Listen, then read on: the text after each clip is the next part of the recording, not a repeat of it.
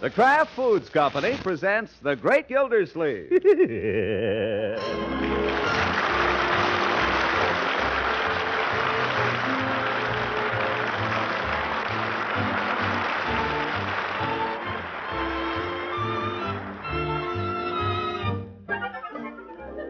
It's The Great Gildersleeve, starring Harold Perry, brought to you by the Kraft Foods Company, makers of Parquet margarine and a complete line of famous quality food products.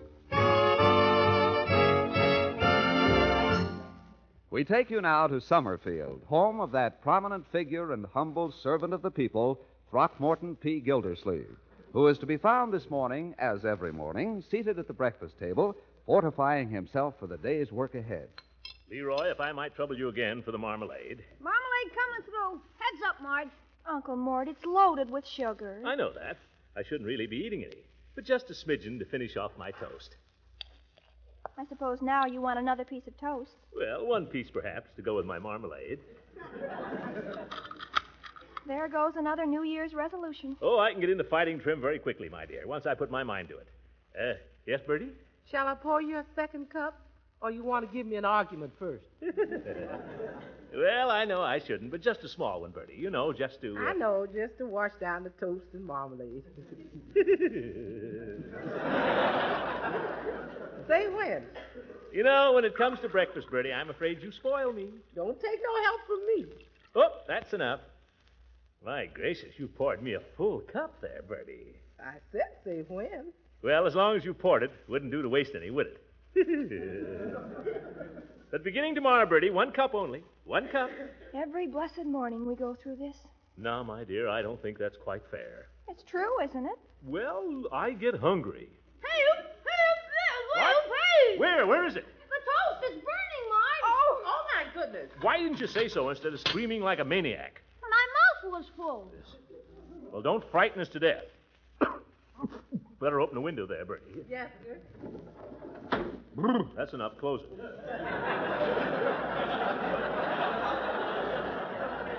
Open the window, close the window. Is this too well done for you, Unky? Well done. It's burnt to a crisp. Okay, I'll make you another piece. Don't trouble yourself, my dear. Seems I can't eat even a piece of thin, dry toast without general disapproval around here. Seems I'm to be denied even a crust of bread. Don't bother to make me another piece, my dear. I couldn't eat it. It would turn to ashes in my mouth, if not before. Now stop carrying on. It's already in the toaster. Yeah, but you haven't turned it on. Oh, there. I could starve for all anybody seems to care. But don't mind me. I'm nobody. You just pay the bills around here. You darn right. Doorbell, Bertie. Wonder who that is. Hooker? Oh, 20 to 9. Have to gulp my coffee and get down to the office. You better get a move on, too, kids. Oh, good morning, Mrs. Ransom. Has Mr. Gildersleeve left yet, Bertie? I've just got to see him for a minute. No, he ain't took off yet. Just come right in. Leela, that you? Hello, Throckmorton. Well. Oh, don't get up, please. On your feet, Leroy. Hi, Mrs. Ransom. Hello, Leroy. Marjorie, honey. Oh, look out, Marjorie. Oh, the toast. Fire! Oh, my goodness, again. Look at that. Will somebody please take the responsibility of watching the toast? I'm sorry, Unky. I guess my mind was somewhere else. Your mind is always somewhere else. If you could just find out where it is and move there. Oh, now, don't be a cross patch, Throckmorton. Well, I'm sorry about this, Leela, but the way things have been going here this morning, I've hardly been able to get a bite to eat. Leroy, you're already late to school. Holy cats, he's right. Come on, Marge. Goodbye, Mrs. Ransom. And by the way, I love the color of your nail polish. Yes. Oh, thank you, Marjorie. Ruth did me this time. I couldn't get Vera. Yes. Come on, Dopey. Okay. You've been avoiding me lately, Throckmorton, haven't you? Avoiding you? Yes, you have. Now, fess up. I haven't seen you in days. Well, I've been busy at the office. I tried to call you last night, and you weren't in then either. Well, last night I was doing something else. You see... Oh, it doesn't matter in the least. I just wanted to tell you that you'd better start being a little bit nice to me now, because I'm coming into money. Money? I'm on my way downtown right this minute to try on a Persian lamb coat. Oh, Throckmorton, I'm so excited. I wasn't going to tell anybody till it happened, but I just can't help it. Well, wait a minute. Where's this money coming from? Well, that's the thing. I was thinking about that. It could be Auntie Pooh. She isn't so terribly old, but she married real well. I just hate to have a go, of course, but we all have to go sometime, don't we? And, I always was her favorite niece. Leela, I don't understand this. Where did you get the idea that you were coming into money? Oh, gracious. I didn't tell you about Mr. Sartorius. What's this? What? Who? Sartorius. Sartorius. Who's he? Oh, well, he's just wonderful. Everybody who's been to him says so.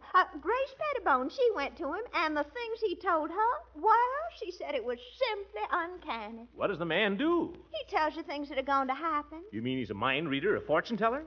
Oh, gracious, no, nothing like that. Well, I wondered. This man reads your palm. Oh, brother. Oh, but he's really wonderful. Well, how do you know? Because he told me I was coming into money, definitely. Within 3 months, you will come into a sum of money. That's what he said. And that in itself is uncanny because I was just wishing I had some money. But, Leela... Oh, and that's not all. He told Grace Pettibone her son was going to be discharged from the Army, and he was last week. Of course he was. The war's over. They're all going to be discharged sooner or later. It doesn't take a mind reader to guess that. I knew what you'd say, Throckmorton. You're so conservative. That's why you've never gotten anywhere. Oh? Oh, but you see, when I'm wearing my new Persian lime and driving around town in my new blue convertible, you wish you'd listen. Convertible? Leela, you didn't put any money down. I'm having a demonstration this afternoon. Look, Leela, do me a favor. You don't have to listen to anything I say. But before you get in any deeper, talk this over with Judge Hooker. Horace? Gracious, he's worse than you.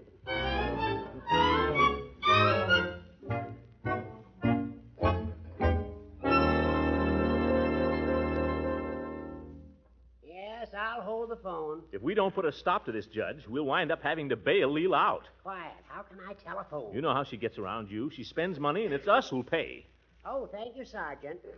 No, never mind. Well, what'd he say? The chief isn't there. He's down at the barber shop. Yeah, the chief is never there. If this town had any kind of a police department, Horace, a man like this palm reader couldn't even open up shop. They'd run him right out of town. Oh, it's not quite as simple as that, my friend. Under the law, a man is presumed to be innocent until proven guilty. But the man is a faker. Possibly so. But can we prove it? Is there any evidence to that effect? I just told you. I know. The man is a faker. That is an assertion. It is not evidence. It's a fact. That's what it is. But how do we know? I just told you twice. Gildy, I say again, that is an assertion. And merely repeating it does not lend it weight. Look, Judge, the man is a faker. You know it and I know it. Well, don't we? To the best of our knowledge and belief. Stop hedging. He's a faker. All right, let's get him out of town. Gildy, these things can't be done overnight. The law has its delays, and wisely so. Oh, you lawyers make me sick. A palm reader, and he's got you buffaloed. Why, before you and the chief get moving, well, it wouldn't surprise me to see the city hall taken over by gypsies.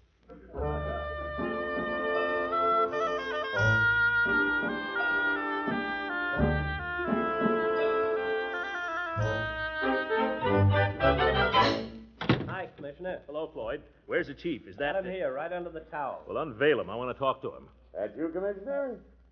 Well, hello there. Come on, sit up. I got something I want to say to you. Anything you can't say to me laying down? Yes, you've been laying down on the job altogether too much lately. Now, Commissioner, is that nice?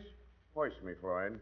There you are. What's the beef, Commissioner? Gates, this town is full of racketeers. Well, that's news to me. You bet it's news to you. You don't know half of what's going on around here. Now, Commissioner, do I tell you how to run the water department? Somebody better. Only joking, Commissioner.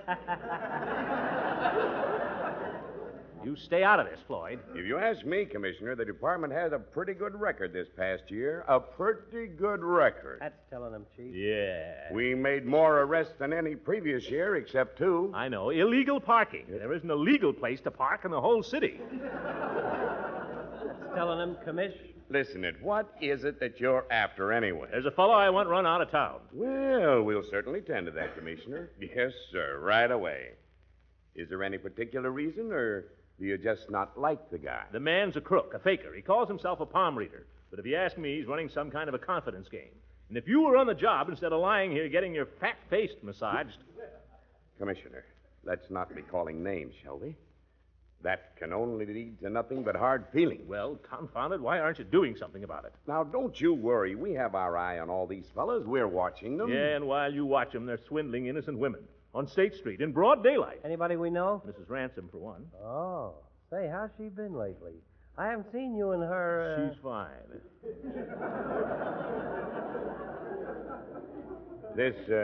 This fella's on State Street, you say, this palm reader? I thought you had your eye on him.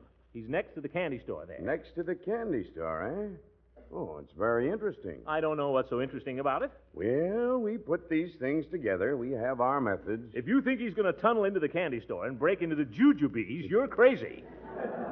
That isn't his racket. Well, what is his racket? I don't know. Why don't you put a cop on him and find out? Well, I'm kind of short-handed at the moment. There's only one man I could put on the case, and I've got him guarding an excavation. Who's going to steal an excavation?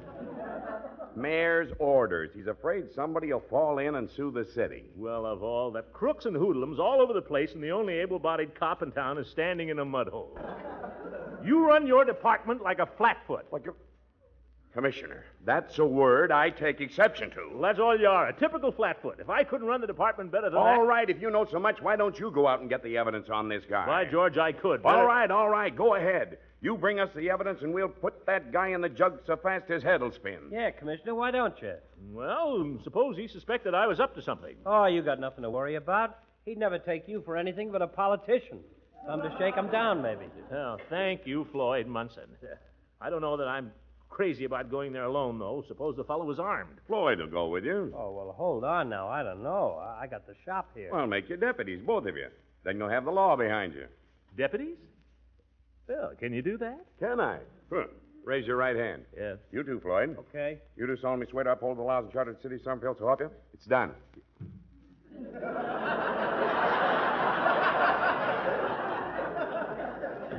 What is that, Latin?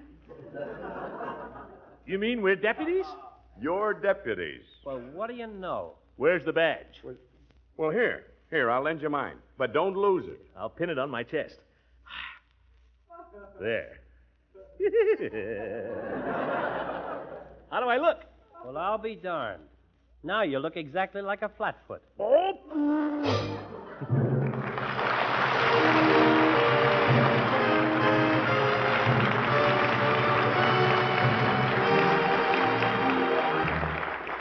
The great Gildersleeve will be back in a few moments. You know, on work days, most of us don't find time to thoroughly enjoy breakfast. In our house, for example, there always seems to be a mad scramble. At our house, too, Mr. Lang. But I try to see that my family gets a proper start for the day by selecting foods which provide plenty of nourishment. And, as most women know, the spread you serve with bread and hot toast is one of the most nourishing foods on your breakfast menu. Millions of women have found that Parquet margarine has both the nourishment and flavor that satisfies early morning appetites. Well, Parquet's flavor is certainly delicious when it's melting into piping hot toast. Yes, on toast, pancakes, or waffles, Parquet is still unmatched for flavor. And Parquet margarine is one of the best energy foods you can buy. It's made from wholesome, highly refined vegetable oils. And to help produce that sweet, dairy-like flavor for which Parquet is famous, Kraft blends in freshly pasteurized, cultured skim milk. So, even if you do have to hurry through breakfast, make it a good, nourishing one by including delicious, economical Parquet margarine. That's Parkay, Parquet margarine, made by Kraft.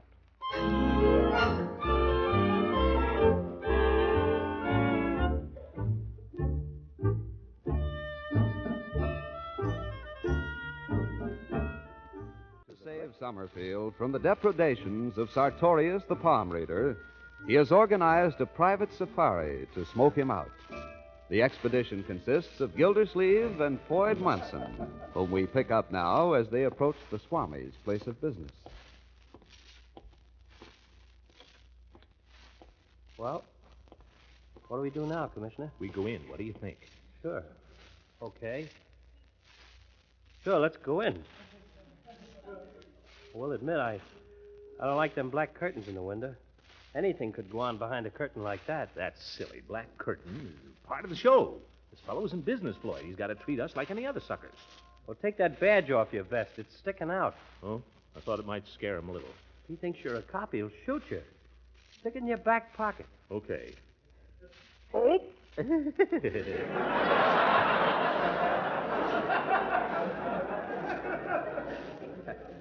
Now, come on. All right. I guess we can handle him between us. There won't be anything to handle. Don't worry. Gee, he's got one of those bells when you open the door. It's like Peavy. Yeah, but where is everybody? Good afternoon, gentlemen. Get it? You wish a reading from Sartorius? Yes, we do. Well, if you will kindly be seated, I will ask the master to see you. Thank you. Yeah, thanks. I know what you're thinking, Floyd, but don't say it. I bet you was thinking the same thing, wasn't you, Commissioner? Maybe I was, maybe I wasn't. Kindly remember what we're here for. Oh, I know. She's just part of the act. Well, I'll let a dame like that read my tea leaves any day. Shh, shut up. Here comes somebody. Gentlemen, Sartorius greets you. Sartorius welcomes you. Sartorius awaits your pleasure. Well, we just want a reading, if that's what you call it, my friend and I. You both wish reading? Yeah, both of us. $2 apiece, that right? Sartorius's fee is $2 for a complete reading of the poem Past, Present, and Future. Paid in advance? That is Sartorius's policy. Well, here's $5 for both of us. You got change? Sartorius never carries money. Kalinga! Kalinga! Yes, master? The gentleman offers money. Yes. Can you change a 5, miss? I want to pay for both of us. Thank you. Here's $1. Thank you. Well, go ahead, Floyd. Okay. Can you work on me right here, Doc? I don't care if my friend hears whatever you say. Very well. Kalinga, the light, please. Yes, master? And the music. Yes, master.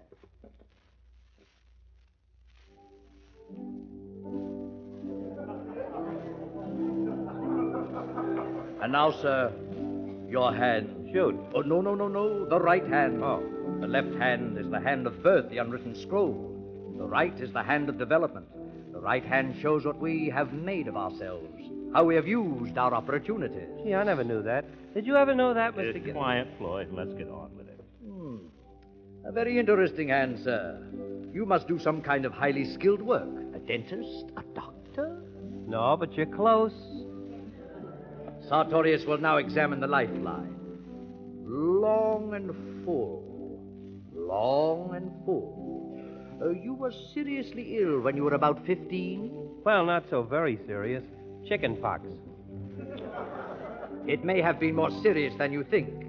Still, you will live a long time. Oh, gee, that's good.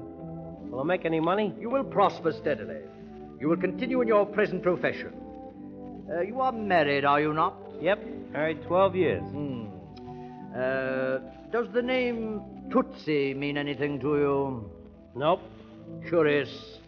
There's something about your hand that suggests the name Tootsie. Hey, wait a minute. When I and the wife started going together, I called her Tootsie. Well, what do you know? Then your wife will be the only woman in your life. Yeah? Oh, well.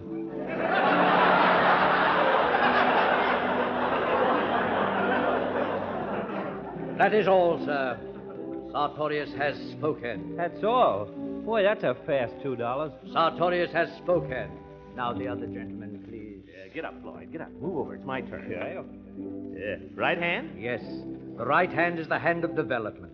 The right hand shows what we have made of ourselves. Yes, I heard all that. Go on with the reading.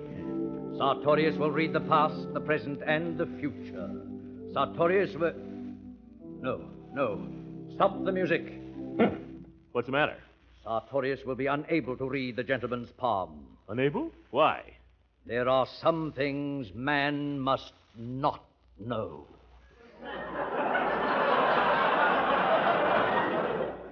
But what is it you don't want to tell me? If you... Kalinga, Yes, master? return the gentleman's fee, please. Now, wait a minute. Are you trying to scare me? Sartorius has spoken. Your $2, sir. But I... Good day, gentlemen. The door, Kalinga. Good day, gentlemen. So long. Wait a minute. I've got a right... Oh! It ain't no use, Commissioner. They locked us out. Come on, let's get out of here. All right, but by George, now I'm convinced he's a swindler. Well, I ain't so sure now. If he's crooked, why didn't he take your $2? Too smart. He knew I was someone important and he didn't dare. No, he was going to read your hand, but then he looked at it and it stopped him cold. But why? I don't know. I heard of cases where they won't read your hand because you're going to... Well, because something's going to happen to you. Something going to happen? Yeah, Like what? I knew a fella they wouldn't read his hand. Next day, he fell out of an 8-story window, broke both legs in his neck. Kill him? You said it. Well, I don't care. This fellow Sartorius is nothing but a faker. Yeah? He knew I had chicken pox. No, he didn't. You told him. Well, what about Tootsie? Can't get around that. He could have heard about that. Not a chance. I ain't thought of the name in 10 years. Don't exactly fit her anymore, you know.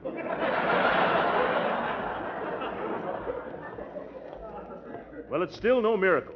Tootsie's one of the commonest nicknames there is. Everybody that ever lived he knew a girl named Tootsie. Have you? No. All right, then. Let's give credit where credit is due. The guy's a pretty fair fortune teller. I should have known better than to take you on a scientific investigation like this. You're stupid, ignorant, and superstitious. Superstitious? Commissioner, I think that's going a little far. All right, think it. From now on, I'll handle this thing myself.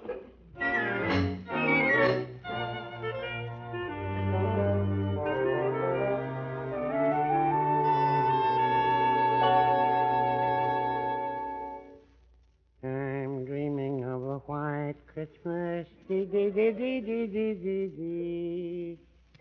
Wonder if it's too early to close up for supper. May your days be merry and bright, and may all your Christmas... Well, hello, Mr. Gildersleeve. What can I do you for this evening? Joke me no jokes, Peavy. I'm not in the mood.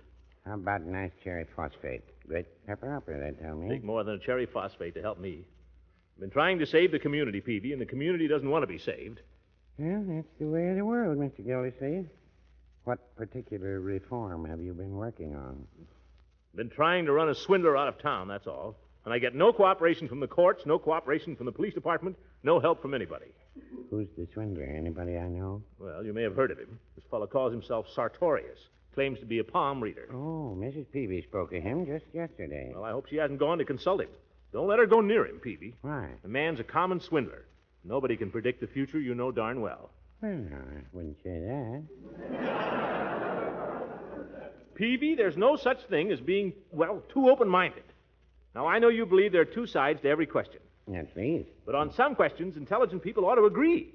Now, surely you're not superstitious. No. I mean supernatural stuff. Palm reading, telling fortunes with cards, crystal ball gazers, and so on. You don't believe in that kind of stuff, do you?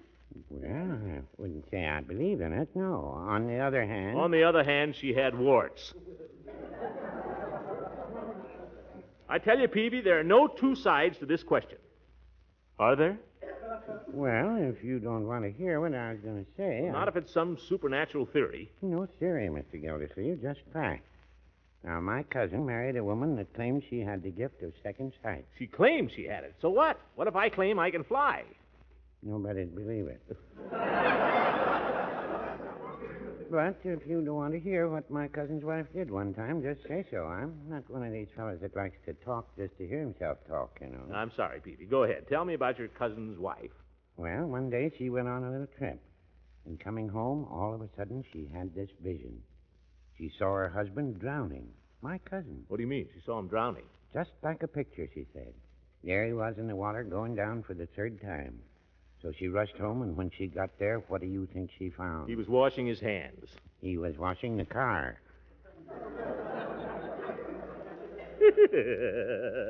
Well, he was. Forget it, Peavy. You know, when I came in here, I was a little worried. I'll admit that. I went to see this fellow Sartorius, thinking to get some evidence against him, and he refused to read my palm. You don't say. Yeah, even refunded my money. But it's all part of the act, don't you see? Well, no, I wouldn't say that. Huh? If that fella gave up $2, he must know something. He knows there's one born every minute, that's all. Good night, Peavy, and thanks for cheering me up. Yeah, bourgeois.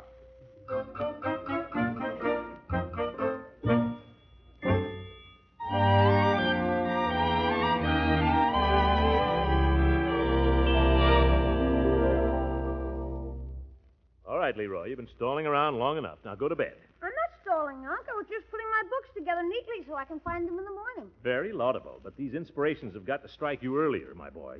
Now beat it. Okay. And that doesn't mean reading in bed for an hour either. Lights out. Gosh, why did you have to think of that? Huh? Okay, Unc. Good night. See you in the morning. Doorbell, I'll go, Unc. Leroy, I'm perfectly capable of answering my... Leroy. Is your uncle home? Sure. Come on in, Mrs. Ransom. How have you been? Haven't seen you in quite a while. Leroy? Yes. Run along, Leroy. Throckmorton, it's happened. What's happened, Leela? The money. I got a wire. Some old stock that Beauregard left me. It's suddenly worth goodness knows how much. What? You see, everything's worked out just like Mr. Sartorius said. Isn't it thrilling? Throckmorton, aren't you going to say anything?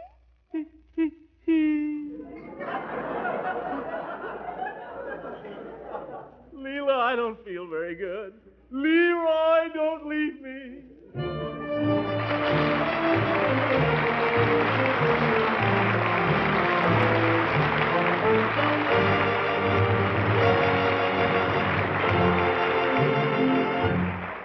We'll hear from the great Gildersleeve again in just a moment. A little while ago, I was talking about the hurry-up breakfast many of us have on workdays. Now, I think it's equally true that we try to enjoy a leisurely breakfast on Sunday. Most of us want something a little different for Sunday breakfast, such as pancakes, waffles, French toast, or hot breads. And to make these good foods really hit the spot, I'd like to recommend that you try spreading them with Parquet margarine. Here's a spread that millions prefer for its fresh, sweet flavor. And on hot foods, Parquet margarine really proves why it's still unmatched for flavor. Another wonderful thing about Parquet is that you can enjoy this fine-flavored margarine for only about half the price of costly spreads. Try it soon. That's Parkay, Parquet margarine, the quality spread for bread made by the Kraft Foods Company.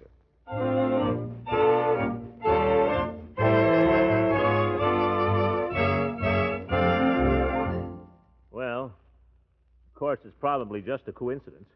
But anyway, Leela, what the heck? We all got to go sometime. Here today and gone tomorrow. What I say is, if you've only got a short time to live, you might as well make the most of it. I think you're right, Throckmorton. Yes, sir. Loaf of bread, a jug of wine, and thou. Eat, drink, and be merry. Hey, hey. Hey, Leela? That's right. Leela, would you go to church with me tomorrow?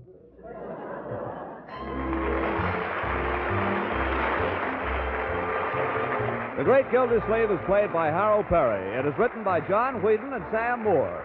The music is by Jack Meakin.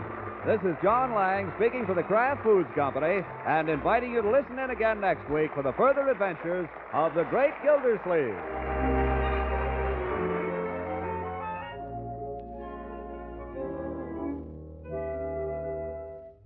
Now, a parting reminder. Don't forget to buy those delicious prepared mustards in Kraft's famous line of quality foods. First, there's a tangy golden Kraft salad mustard, the one that adds such flavor zest to salad dressings, gravies, barbecue sauce, and cooked egg and cheese dishes. Second, there's a sharper variety, Kraft mustard with nippy horseradish added, for zipping up the flavor of frankfurters and for blending into tasty sauces for fish. Buy both kinds and please the whole family. Ask for Kraft horseradish mustard and Kraft salad mustard.